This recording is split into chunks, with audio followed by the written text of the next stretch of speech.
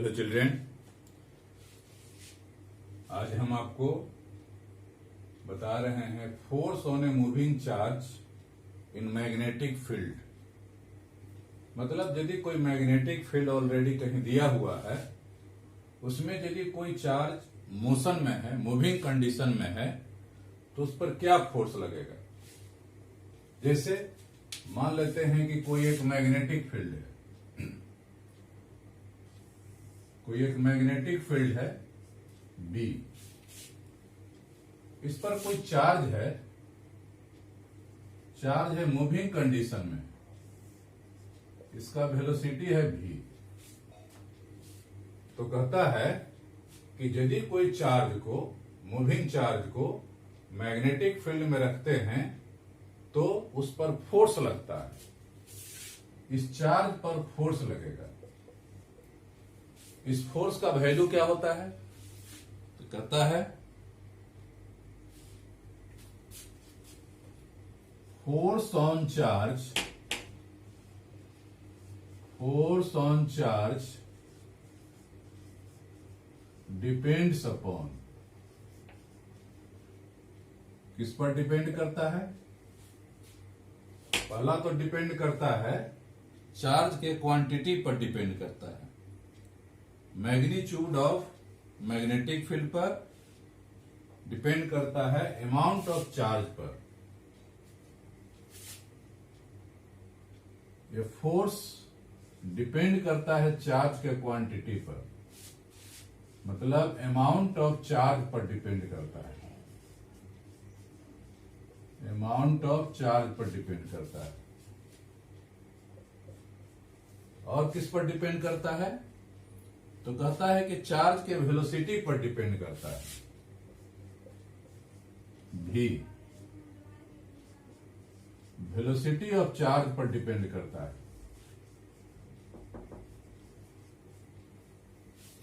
और किस पर डिपेंड करता है? तो और डिपेंड करता है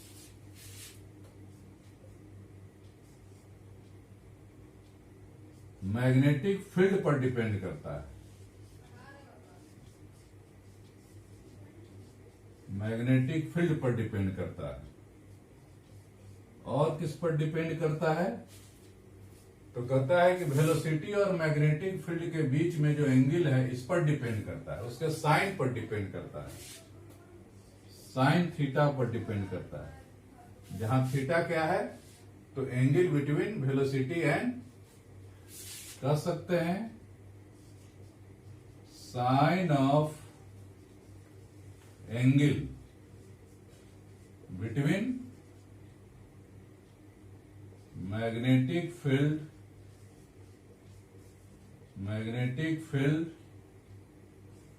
एंड वेलोसिटी। मैग्नेटिक फील्ड और वेलोसिटी के बीच का जो एंगल है, उसके साइन पर डिपेंड करता है। अब कहता है सबको मिला दीजिए, सबको मिला दीजिए, कंबाइनिंग टू ऑल, सबको मिला दीजिएगा तो ये वैल्यू हो जाएगा QVB साइन थीटा। प्रोपोर्शनल को इक्वल करने के लिए हम क्या करेंगे? कांस्टेंट ले लेंगे K, QVB साइन थीटा। जहां K क्या है? Where K is a constant, K क्या है? एक कांस्टेंट है। और कहता है इसका वैल्यू SI में 1 होता है, इस K का वैल्यू SI में होता है 1 होता है।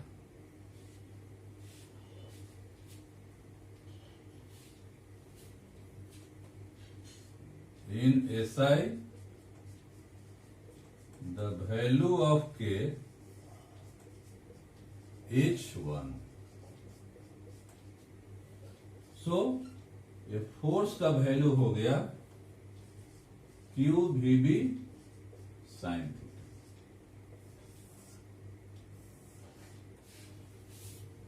तो फोर्स का वैल्यू हो गया, मतलब यदि कोई मूविंग चार्ज कोई मैग्नेटिक फील्ड में हम रखते हैं तो उसका वैल्यू होता है Q V B sine theta.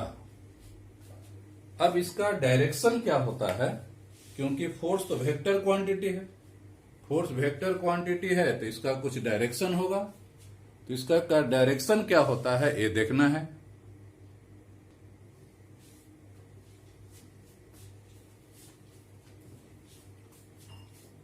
Direction निकालने के लिए जरा इसको हम वेक्टर के टर्म में देखें। जैसा कि आप जानते हैं फोर्स क्या है, वेक्टर क्वांटिटी है। तो जो फोर्स जब वेक्टर क्वांटिटी है तो इसको हम वेक्टर के टर्म में लिख सकते हैं। कैसे लिखेंगे?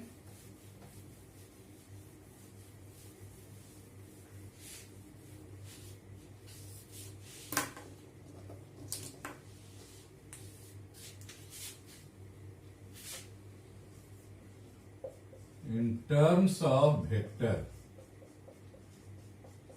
वेक्टर के टर्म में हम लिख सकते हैं F equal to Q V cross B।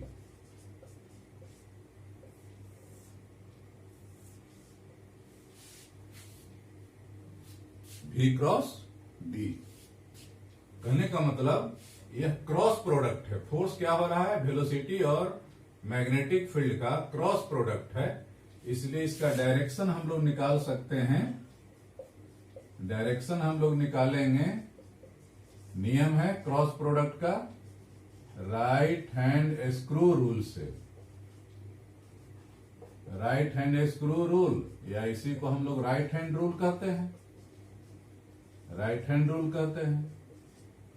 जानते हैं कि जब एंटी क्लॉकवाइज है तो अपवर्ड डायरेक्शन, क्लॉकवाइज है तो डाउनवर्ड डायरेक्शन। मतलब यह वेलोसिटी और मैग्नेटिक फील्ड यहाँ क्या है, मान लेते हैं कि क्लॉकवाइज डायरेक्शन है। तो क्लॉकवाइज डायरेक्शन है तो फोर्स हो जाएगा इनवर्ड नॉर्मल हो जाएगा, इनवर्ड नॉर्मल हो जाएगा। इसी तरह वेलोसिटी और मैग्नेटिक फील्ड सपोज दैट इस तरह का रहता है, इस तरह का मैग्नेटिक फील्ड रहता है।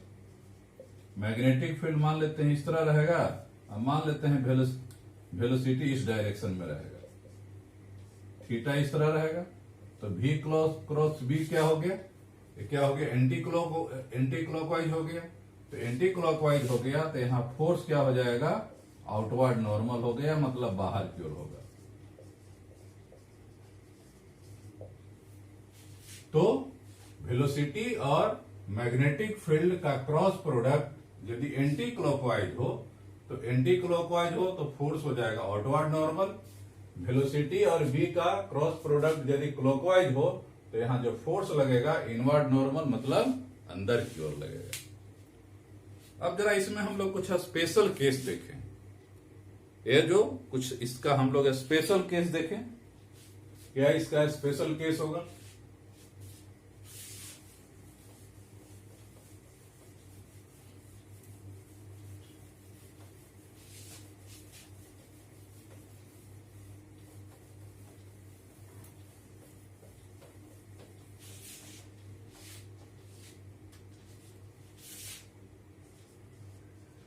Some special cases।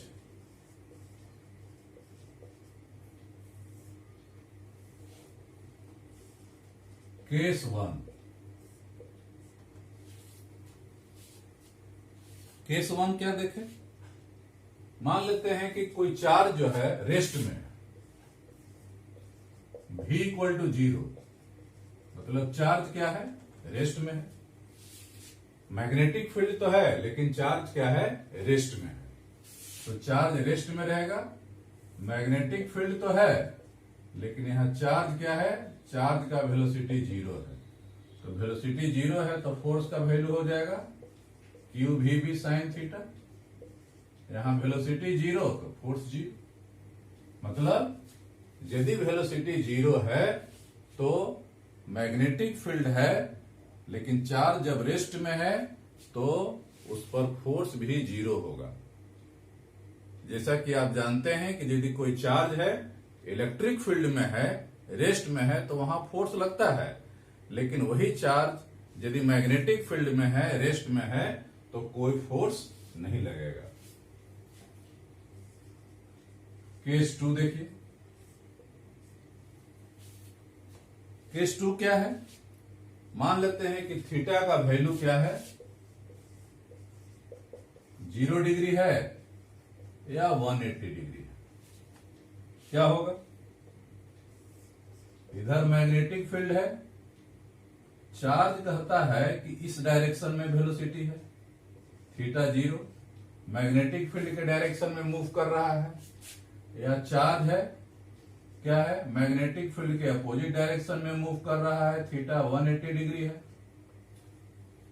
तो दोनों ही केस में यदि मैग्नेटिक फील्ड और वेलोसिटी का बीच का एंगल 0 है, मतलब मैग्नेटिक फील्ड के डायरेक्शन में कोई चार्ज मूव कर रहा है या मैग्नेटिक फील्ड के अपोजिट डायरेक्शन में चार्ज मूव कर रहा है, तो फोर्स का वैल्यू क्या हो जाएगा, क्यू वी बी साइन 0। तो साइन 0 0। उसी तरह Q V B sine 180, sine 180 भी 0 हो जाता है, तब फोर्स का वैल्यू हो जाएगा 0 हो जाएगा।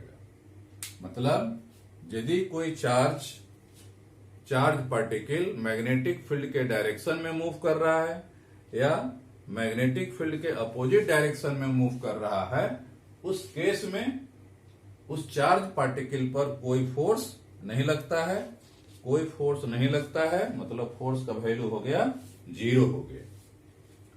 अब जरा केस 3 हम लोग देखें।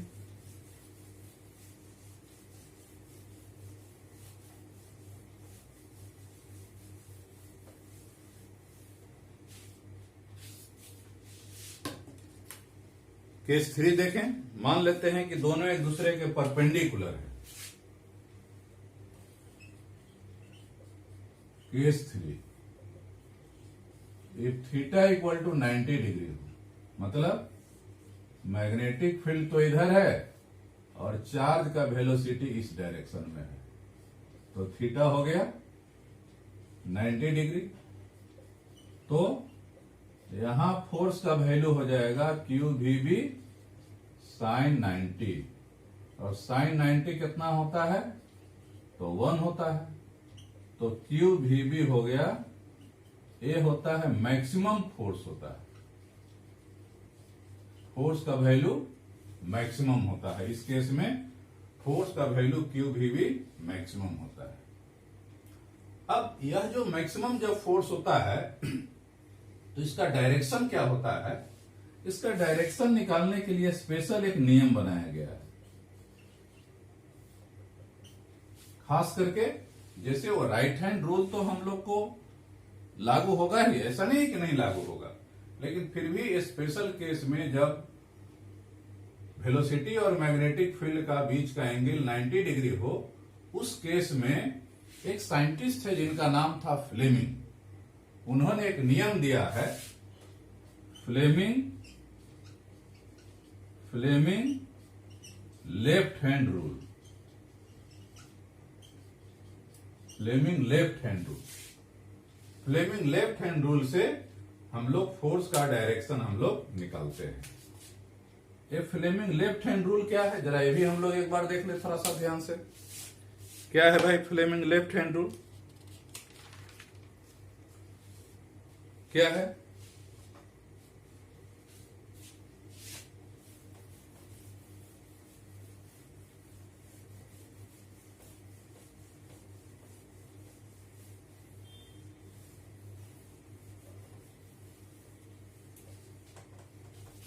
जरा हम लोग देखें फ्लेमिंग लेफ्ट हैंड रूल क्या है। फ्लेमिंग लेफ्ट हैंड रूल क्या है?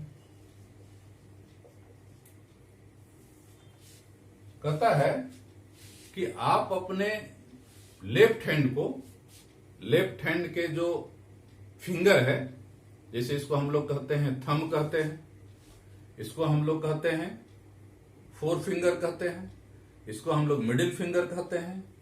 तो कहता है ए फोर फिंगर, या इसको हम लोग फर्स्ट फिंगर भी कर सकते हैं। काउंट कहां से कर सकते हैं, ये से है, इधर से कहिएगा तो फोर फिंगर, इधर से कहिएगा तो फर्स्ट फिंगर। तो ये जो है फोर फिंगर कहिए, यदि ये फोर फिंगर क्या हो, मैग्नेटिक फील्ड के डायरेक्शन में हो, यदि ये सेंट्रल फिंगर या मिडिल फिंगर क्या हो, चार्ज का डायरेक्शन हो या करंट का डायरेक्शन हो, तो कहता है थंब क्या होता है, फोर्स को बताता है। मतलब ये क्या है, फोर फिंगर किसको रिप्रेजेंट करे, फोर फिंगर किसको रिप्रेजेंट करे, तो कहता है फोर फिंगर रिप्रेजेंट करे डायरेक्शन ऑफ, ये फोर फिंगर रिप्रेजेंट करे डायरेक्शन ऑफ मैग्नेटिक फील्ड को। मिडिल फिंगर किसको रिप्रेजेंट करे, मिडिल फिंगर रिप्रेजेंट करे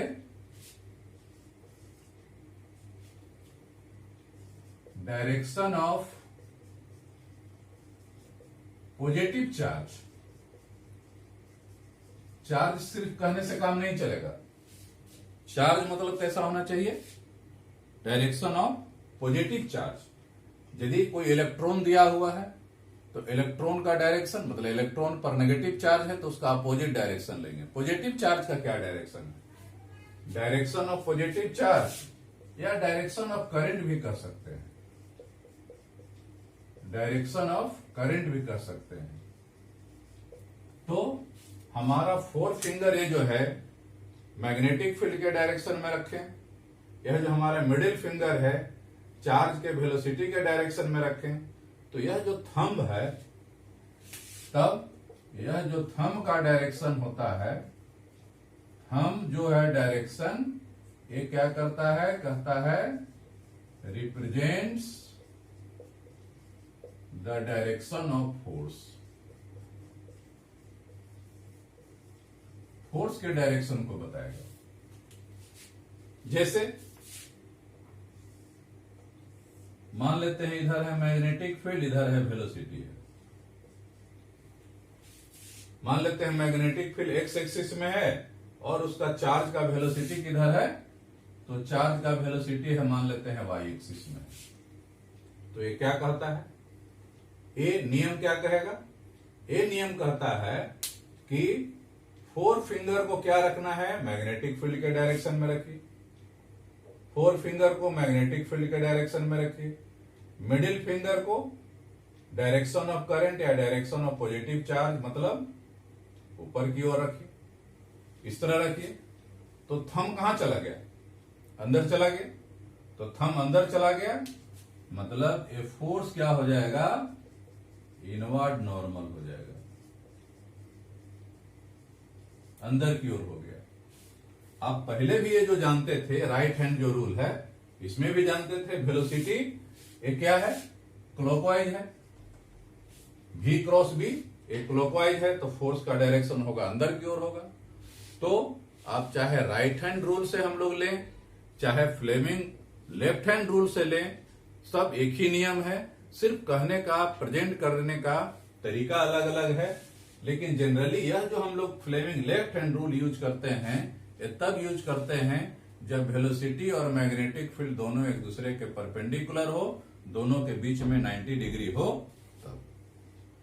ये तो हो गया यदि कोई मूविंग चार्ज को हम मैग्नेटिक फील्ड में रखते हैं तो।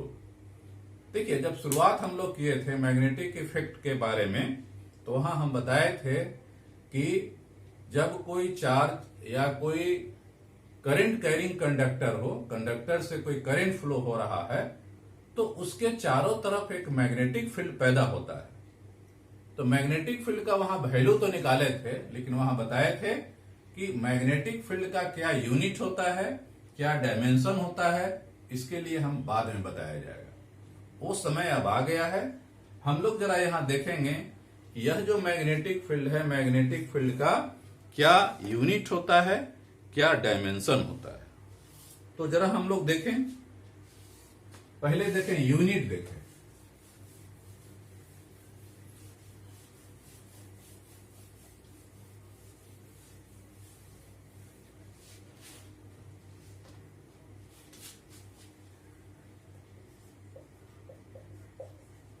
यूनिट एंड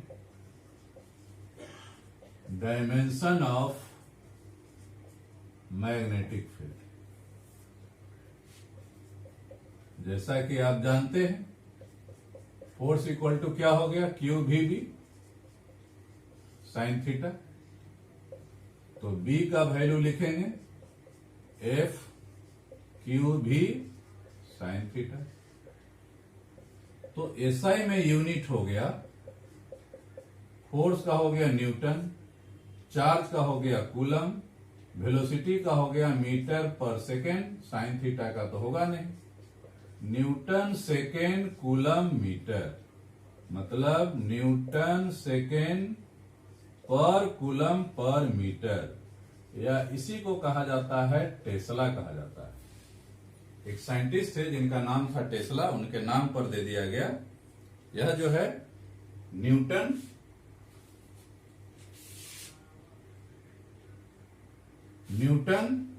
सेकेंड, इसको थोड़ा सा, इसको हम लोग इस तरह भी कर सकते हैं, Newton coulomb per second, charge पर सेकेंड, एक करंट होता है तो करंट का एम्पियर हो जाएगा, और मीटर। तो इसको इस तरह भी कर सकते हैं, न्यूटन पर एम्पियर पर मीटर, इसको भी हम लोग टेस्ला बोलेंगे। यहां कूलम पर सेकेंड को हमने करंट कर दिया, एम्पियर कर दिया, तो बच गया न्यूटन पर एम्पियर पर मीटर। तो हम लोग कहेंगे न्यूटन पर एम्पियर पर मीटर, या न्यूटन सेकेंड पर कूलम पर मीटर, और इसी को कहा जाता है टेस्ला भी बोला जाता है। अब जरा इसका हम लोग डायमेंशनल फॉर्मूला देखें कि मैग्नेटिक फील्ड का डायमेंशनल फॉर्मूला क्या होगा।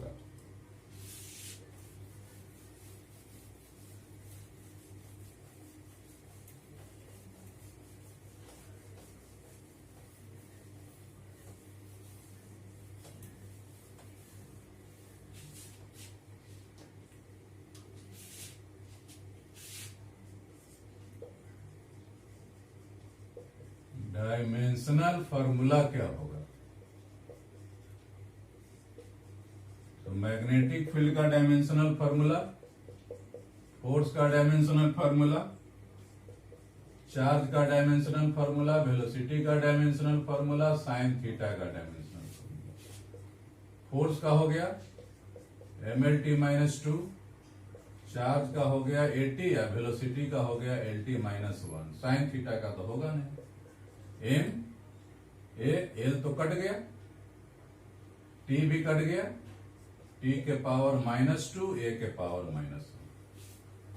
तो मैग्नेटिक फील्ड का डायमेंशन होता है एम टी के पावर -2, ए के पावर -1, या इसको हम लोग इस तरह भी कर सकते हैं, एम एल के पावर 0, टी के पावर -2, ए के पावर -1। तो इस तरह जो बायोट सेवार्ट लॉ के समय या शुरुआती में जो बोला गया था कि मैग्नेटिक फील्ड का यूनिट डायमेंशन, उस समय बताने में सक्षम नहीं थे क्योंकि ये फार्मूला नहीं था। अब यहाँ फार्मूला जब डिराइव हो गया, फार्मूला यदि आपको जानकारी हो गया, तो उस फार्मूला के आधार पर मैग्नेटिक फील्ड का यूनिट डायमेंशन भी हम लोग निकाल सकते हैं। तो ये तो हो गया, कोई मूविंग चार्ज को हम मैग्नेटिक फील्ड में रखते हैं तो उस फोर्स का वैल्यू क्या होता है। अब जरा इस पर हम लोग एक आध को पहले न्यूमेरिकल देखें, फिर बाद में हम लोग आगे देखेंगे।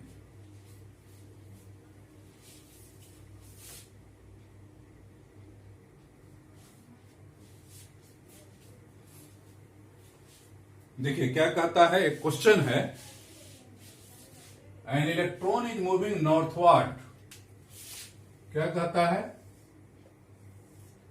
इधर मान लेते हैं नॉर्थ है, साउथ है, ईस्ट है, वेस्ट है।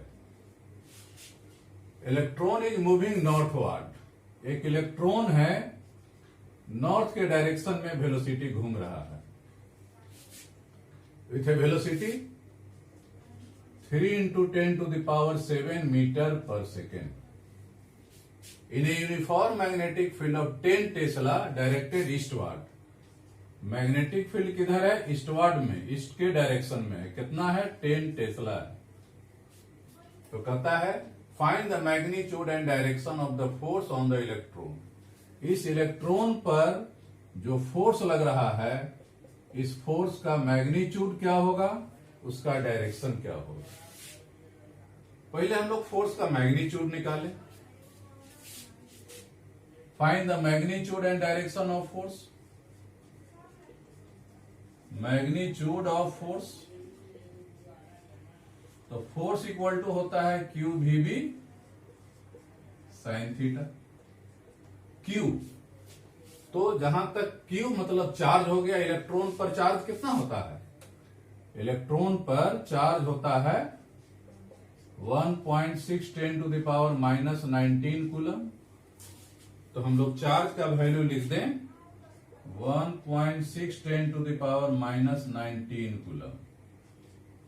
वेलोसिटी कितना है, 3 into 10 to the power 7, 3 into 10 to the power 7 metre पर सेकेंड। बी कितना है, मैग्नेटिक फील्ड कितना है, 10 टेस्ला है, 10 टेस्ला है।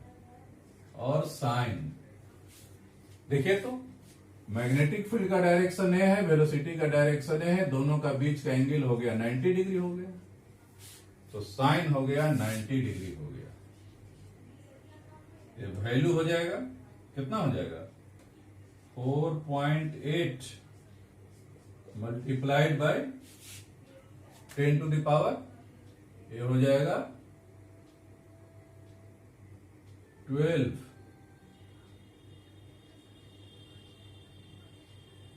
माइनस 11 साइन 90 डिग्री 1 हो जाएगा, ये हो गया न्यूटन हो गया। तो फोर्स का वैल्यू हो गया 4.8 into 10 to the power minus 11 newton. अब जरा हम लोग डायरेक्शन देखें। डायरेक्शन क्या देखिए, या तो आप फ्लेमिंग लेफ्ट हैंड रूल लगाइए, या हम लोग राइट हैंड स्क्रू रूल, जो आपको इच्छा है। क्या कहता है, 4 फिंगर को रखना है मैग्नेटिक फील्ड के डायरेक्शन में, तो हम लोग मैग्नेटिक फील्ड के डायरेक्शन में रखें 4 फिंगर को। मिडिल फिंगर को किस डायरेक्शन में रखना है, पॉजिटिव चार्ज, याद होगा वेलोसिटी ऑफ पॉजिटिव चार्ज। लेकिन इलेक्ट्रॉन पर तो नेगेटिव चार्ज है, इलेक्ट्रॉन पर नेगेटिव चार्ज है, इसका मतलब ये इलेक्ट्रॉन का डायरेक्शन ऊपर है, इसका मतलब इसका पॉजिटिव चार्ज का डायरेक्शन हो जाएगा, पॉजिटिव चार्ज का डायरेक्शन हो जाएगा, वेलोसिटी हो जाएगा नीचे की ओर।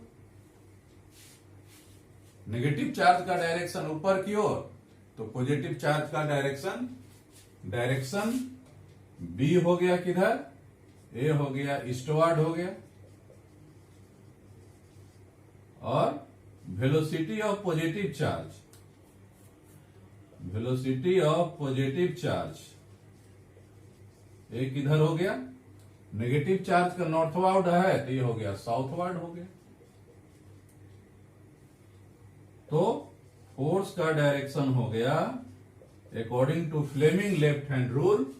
फ्लेमिंग लेफ्ट हैंड रूल हम क्या किए, 4 फिंगर को ईस्ट के डायरेक्शन में रखे, मिडिल फिंगर को साउथ के डायरेक्शन में रखे, तो ए हो गया, थंब हो गया आउटवर्ड नॉर्मल हो गया। वर्टिकली अपवर्ड कहिए चाहे आउटवर्ड नॉर्मल कहिए, इसको हम लोग वर्टिकली अपवर्ड कह सकते हैं, या इसी को हम लोग कहते हैं आउटवर्ड नॉर्मल।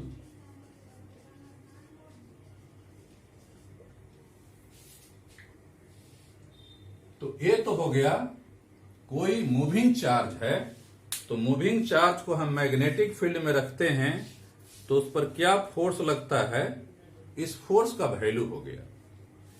अब नेक्स्ट हम लोग देखेंगे कि यही मूविंग चार्ज को यदि हम इलेक्ट्रिक फील्ड में रखेंगे तो क्या होगा, या इसी मूविंग चार्ज को दोनों ही में एक ही साथ है, यदि इलेक्ट्रिक फील्ड और मैग्नेटिक फील्ड दोनों एक साथ है, तब फोर्स का वैल्यू क्या होता है, जिसको हम लोग लॉरेंज फोर्स भी कहते हैं, वो क्या होता है नेक्स्ट क्लास में। Thank you.